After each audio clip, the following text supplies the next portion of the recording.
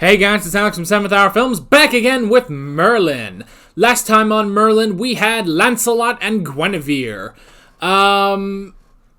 Guinevere was captured and taken to this dude named Hagist under the false identity of Morgana, because Hagist wanted to ransom Morgana, and things weren't going so well because obviously he captured Guinevere. Luckily for Guinevere, there were three kind of knights in shining armor that were going to help her. She discovered Lancelot was among this group of rogues, of hoodlums, medieval hoodlums, if you will. And also, there was a rescue party on their way to save her, which was spearheaded, and I guess by spearheaded, I mean if only the spearhead was going, by Arthur and Merlin, because Uther was not going to go rescue a servant girl. But Arthur was, because, you know, they're in love. Big problem, though. She's also in love with Lancelot, and Lancelot is in love with her. And it causes some problems, and Darby's barking outside, and I'm not sure if you can hear that. Sometimes I wonder if he's barking at me. Like, he can hear me, but he doesn't realize it's me. I don't know. Not important. So, yeah, they ended up saving Gwen. Lancelot went on his way after realizing that, you know, Arthur had the hots for Guinevere. And this has sort of put a wrench in Arthur and Guinevere's relationship. We'll have to see if that goes anywhere. I have no idea. But, yeah. This is where I say no spoilers in the comments whatsoever. This is also where I say that the reaction video for this episode of Merlin is not in this video. So yeah, I do this whole spiel every time, even, you know, in case anyone's new here, but just so you guys know, due to copyright issues, the reaction video, where, you know, I'm actually watching the show, is not in this video. And if you want to watch my 10-minute highlight reaction to this episode of Merlin, you know, where I am watching the TV show, and you guys can watch me watch a TV show, then you can go down to the description of this video or to the pinned comment. There'll be a link there. It'll take you over, and you can watch all 10 minutes or so. Sometimes I go a little over. You can watch my entire edited highlight reaction to this episode of Merlin, and when you're done with that, you can hop back over to this video right here, and you can watch my discussion for this episode of Merlin, which is always important. Always be sure you're watching the discussion. So with that being said, let's get right into this episode of Merlin. Here we go.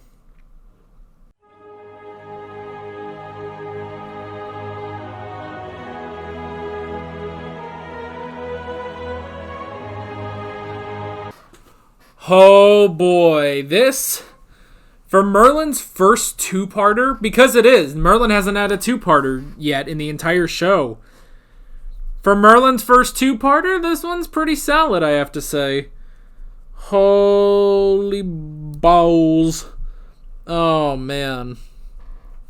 Yeah, this is definitely interesting. Oh man, what do you do now? What do you do now? I mean, I guess you could still expose her, but I don't know, man. I don't know. Okay, it's time to look up some cast.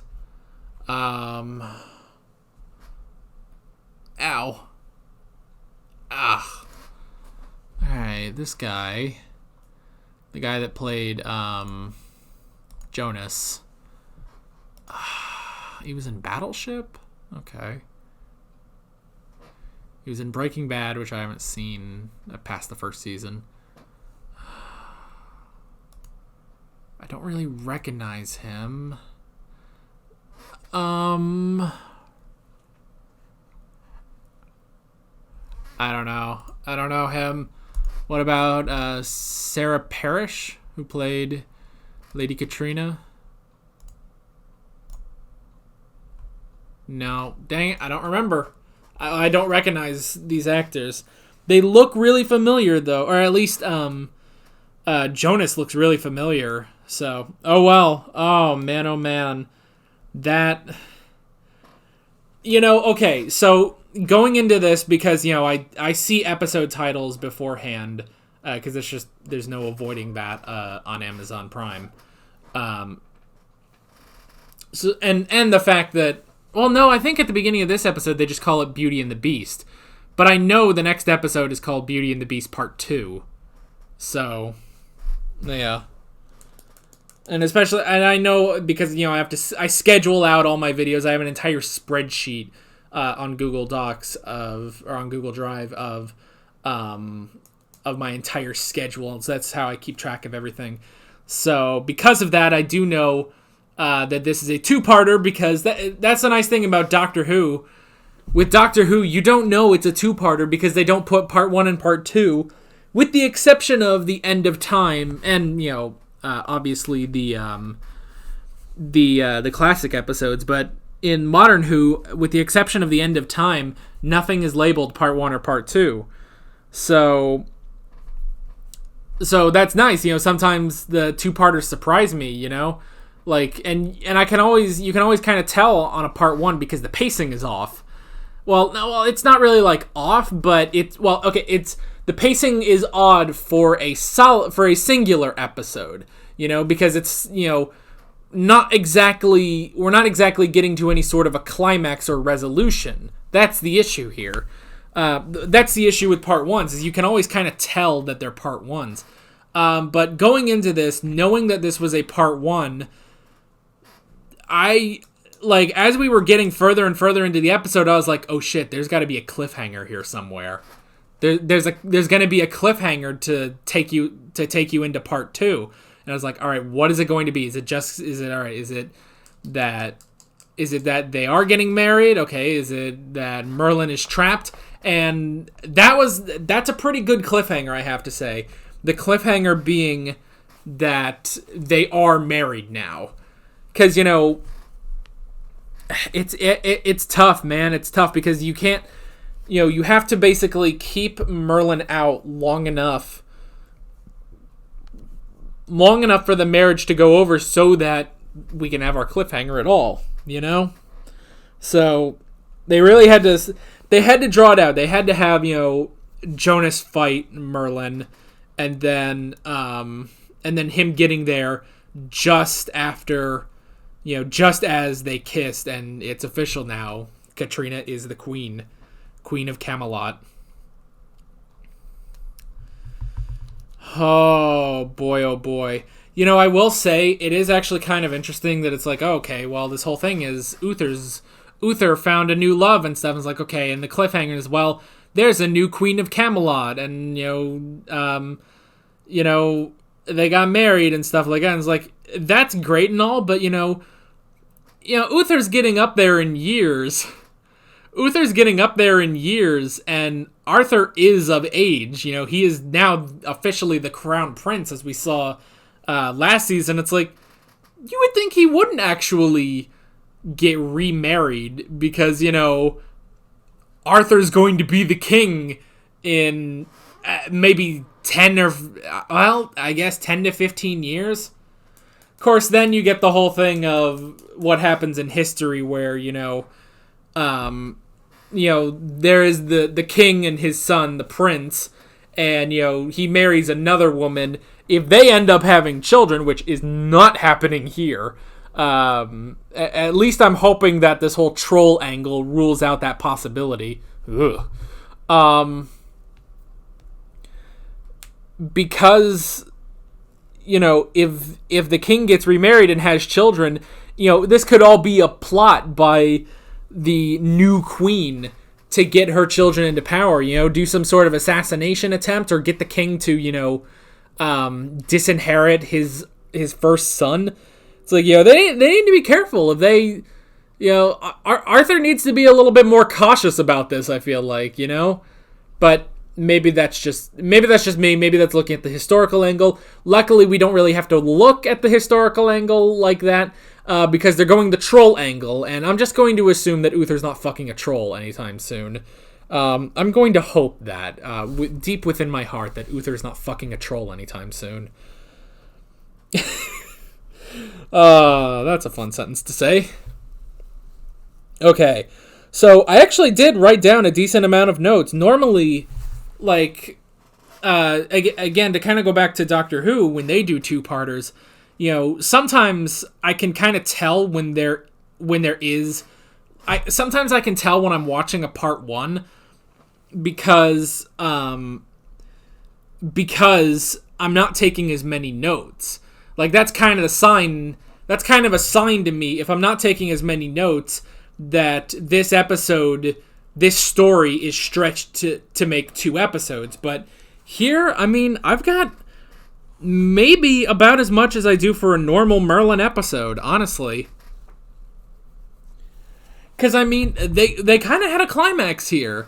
They kind of had a climax of, Merlin going to stop the wedding and then, facing Jonas and then getting there. The problem is that instead of, stopping all this and revealing the troll and getting our, resolution and end of the episode, it stops right there with the cliffhanger. So that's the thing. It's like, even for a part one, this did have a climax moment, and now we're going to get back into the rest of the story. So I guess the normal, like how, you can sort of chart out a plot, beginning, rising action, climax, falling action, resolution. It's like now we have the beginning, rising action, climax, falling, keep going, climax again, falling, resolution. It's just interesting. Or like climax, and then just an immediate, like, here we go. I have no idea. But yeah, so yeah, I definitely... It's interesting how many notes I was writing for a part one. And especially because I knew it was a part one going into it, Again, because of the titles, I knew... And I guess that is one thing for Merlin, is that technically they don't say... Like, these 2 episodes are called Beauty and the Beast, but it's not Beauty and the Beast Part 1, Part 2. It's Beauty and the Beast, and then Beauty and the Beast Part 2. And it's just a problem that, because I schedule all my videos out. I put every episode on a schedule so I can see it all, and I can keep track of everything. Like, okay, I'm doing this here, here, here, and here. It's just how I sort of organize my schedule. But because of that, it means that I put in every single, episode title, basically. Luckily, episode titles aren't spoilery. So that's at least something you can be thankful for, is that none of these shows have spoiler titles, basically. So, yeah. Okay, so let's actually get into the notes here. I keep talking about how many notes I got, and we're not actually going through any of them. So let's get into that. The first thing I wrote down was the potion. And I don't know how many we're actually, how fast we're going to go through, but whatever. The first thing I wrote down was the potion, which was interesting. So yeah, they created a potion to turn a troll into a human, basically, to make her look like a human. Oh, God. Sorry, I started yawning during that. Yeah, we had the potion. Yeah, it's an interesting premise, with this episode called Beauty and the Beast. I actually like the idea that she is both Beauty and the Beast. Beauty that, seduces Uther, and then Beast, which is, the mastermind, basically. So that was really interesting. Hold on. All right, there we go. I wrote down Katrina and Uther. I actually like that this is more about Uther. Like, I was so afraid that it's like, okay, Beauty, Beauty's gonna come in and seduce Arthur, 'cause that's what always fucking happens. But she ended up going for Uther. I guess the more immediate path to the throne. Makes sense, I guess. So yeah, go for the king, the current king. So that was interesting. And I guess we technically already had that. Last season with the Gates of Avalon, we had, someone who seduced Arthur and put him under a spell of love and stuff. But this time it is Uther. So that's a welcome change, at least. So I do like that. And it is interesting, actually, to watch sort of their relationship. You know, Uther, like, I feel so bad for Uther, because for a while it's like, no, he's genuinely happy around Katrina, and it's like, oh, I kind of don't want to take it away from him. You know, the guy's been on his own for like 25 years, and you know, he's been raising his son. He had to raise his son all by himself. I mean, yes, he's the king. He has people, obviously. He has people to help take care of his son, but still, he was, you know, a single father for all of Arthur's life. And then he took on Morgana as a ward, you know, when she was a child. So it's like, yeah, you know, you kind of feel bad for Uther in a way, and then it's just like, you feel bad for him, and it's like, oh, look how happy he is. Uther is happy, you know? And sometimes we see that, like when he's being proud of Arthur or something, but it's like, he was just happy, you know? And I feel bad that we basically have to take that away from him, because it's all fake, because Katrina is fake. I like Katrina. I like her as a villain. You know, she definitely, this actress is pulling out an amazing performance, you know, as the, you know, kind and caring Katrina, and the fucking troll Katrina. Sorry. Kind of felt like my nose was about to start bleeding. I was like, oh shit, I don't need that right now. And I assume, yeah, because there's no one else in the credits, I assume that it was her in the troll makeup. She did really well, and I have to say, like, at the beginning, you know, especially when she was in that makeup, like, you know, she's in that makeup, and this makeup is able to really move, you know? Like, she's getting some good expressions, and the fact that it's like, not only can this makeup move, but she moves that makeup, you know? Like, she is moving this crazy-ass prosthetic they have on her face. Like, that's actually really incredible. She's really good at that. So, yeah, I really like that. How expressive she was in the makeup, in all the troll makeup. So, that was really good. And then, you know, when she, you know, she's playing the, you know, nice and caring Katrina. And then, you know, as soon as that door closes, she switches him down. Oh, it's just so repugnant and stuff. Like, she's really hamming it up for the camera, and I love that too. You know, she's really switching between all these different roles. And, you know, and even she has to get a bit of middle ground in there. She doesn't just play the two extremes of it. Oh, God, doing that voice actually made me have to cough. Oi. So, you know, she had to get some middle ground in there too, which was interesting and good.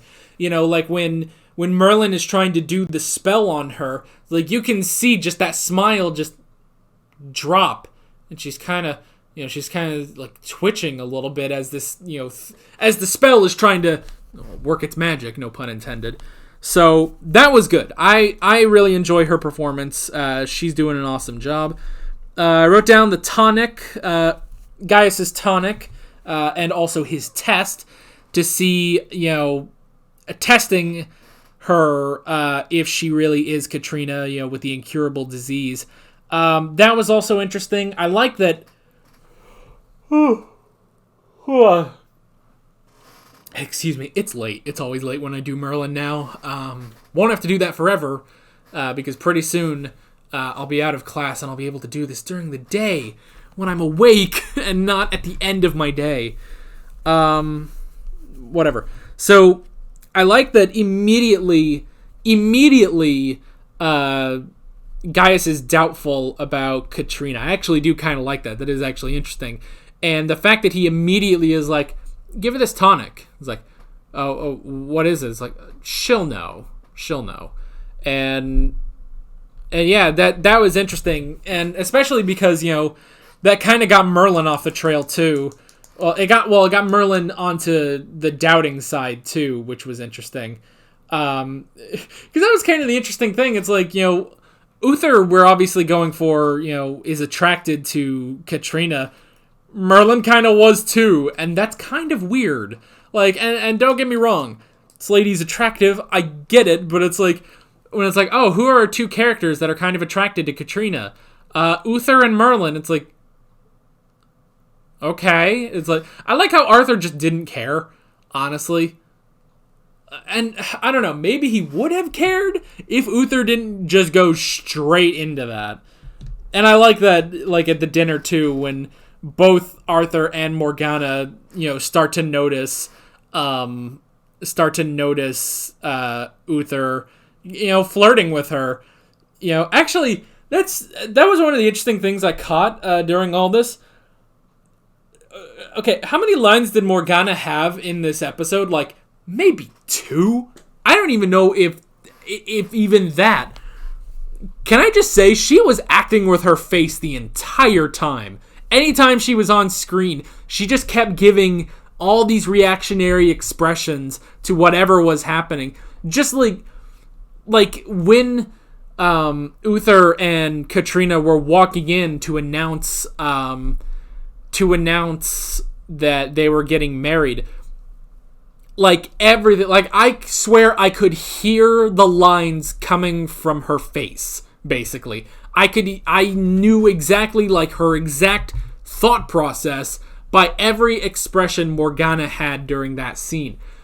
Another sign of a great actor, That was incredible. I actually liked that so much. I actually paid attention to that. I was like, man, she's still acting, and she does not have lines in this episode. And that's the thing, is that, one thing about Merlin is that not everyone has a line in every episode. Sometimes Gaius, has a couple lines because he's not a major part of the story.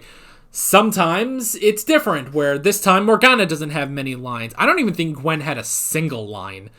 But Morgana and Gwen had more lines last episode, Like, the only like, constant would be Merlin, and even Merlin kind of gets put to the sideline sometimes if he's not, the center of the story.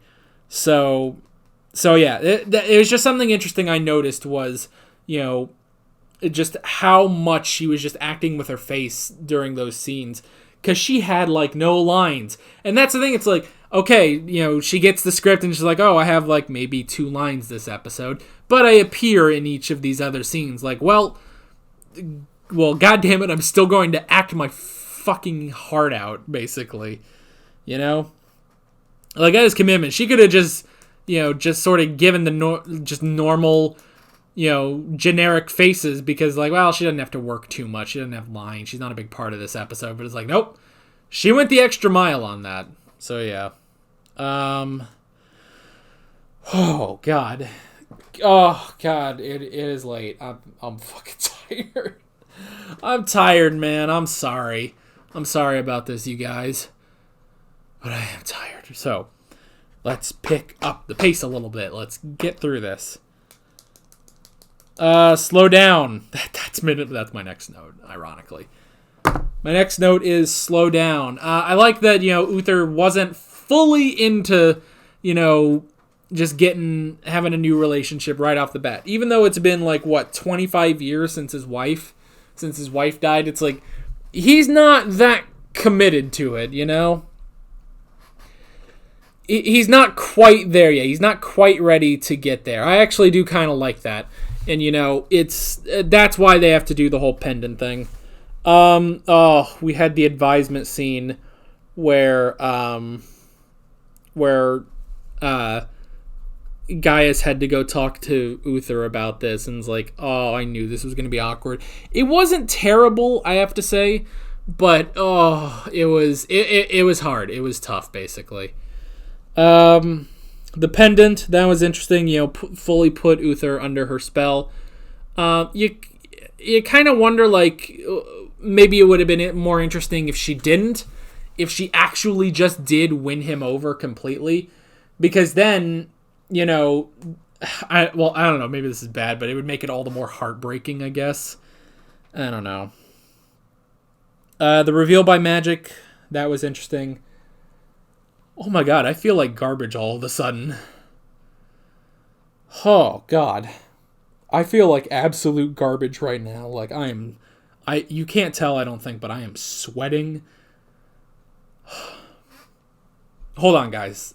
I need a minute. I feel like garbage. I'm sweating. I need a minute, guys. Okay. Oh, I'm back. I think these late night recordings are taking a toll on me in ways I didn't expect. That and all right, let's just be honest. I had to go to the bathroom. But that it all like sort of hit me. Like I didn't realize it until just then. I was like, I am sweating, but part of that is I didn't have my fan on. Normally I do, but I didn't today. Okay, I feel better. Let's wrap this up because I am tired. You know, these do take a toll on me when I do them this late. Luckily, I don't have to do this this late too much longer. You know, I'll have to do this next week, and then I get a break because of Thanksgiving. And then the next week, and then possibly that next week, but even then I don't think I do. Oh, God. Excuse me. Okay. Where was I? And you can you might be able to hear my voice is starting to go a little too, so let's wrap this up. Reveal by magic. I did like that. The whole thing of the reveal spell, which could have worked, apparently. It could have worked, but it's a very powerful spell, and Merlin's not that accustomed to powerful spells. And not only that, but the troll, Katrina, she could immediately feel that this spell was active, and so she started to resist it. So that was interesting. And then they trapped Merlin in the catacombs, which was interesting, you know, luring him into the trap with Jonas. What the fuck is Jonas anyway? There's some dude with a fucking lizard tail. I don't know. We're gonna have to find that out next episode. And then, but Merlin, I think learned a new move, or he perfected a new move. Basically, he's got sort of a force push now, which is kind of interesting. And you know, it took him all night. It took him that entire night to get powerful enough to knock away all of those stones. But it was interesting, and then you know he used it against Jonas. So I like that. I kind of like that he has a new offensive move, because normally his normal move is the blow fuckers up move. So hey, I guess he has a less lethal move now. That might be nice. So Merlin stops fucking killing people. But whatever. I mean, I do like it when he blows people up. So yeah. And then the final thing I wrote down was the wedding. The wedding being the cliffhanger. There's no show that I watch where a wedding is a good thing, really. I mean, like, there's never... Well, I mean, okay, yes, on these shows there have been successful weddings, but for a lot of these weddings, something either is going on that is bad, or this wedding is the bad thing.